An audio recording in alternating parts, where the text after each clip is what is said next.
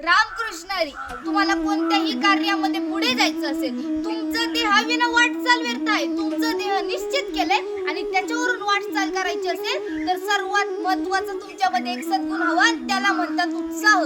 अगदी भगवंत पण सांगतात अनिर्वेदो हि सततम सर्वार्थेषु प्रवर्तक करोति सफलम जंतो कर्म यच्च करोति स.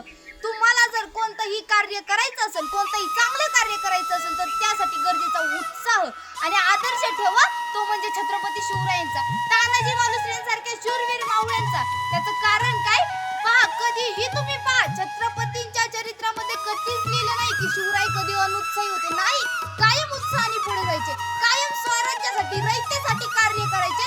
त्याचंच कारण शिवराय जाऊन इतक्या वर्ष झाले तरी पण आपण सर्व त्यांचं नाव आनंदाने का घेतो तर त्यांच्यातला उत्साह. आणि तुम्हाला जर वाटत असेल ना की आपल्या नंतर सुद्धा लोकांनी आपली नावं घेतलीच पाहिजे तर तुम्ही सगळ्यात मोठी एक बेस्ट क्वालिटी जपा, ती म्हणजे उत्साह. रामकृष्ण हरी.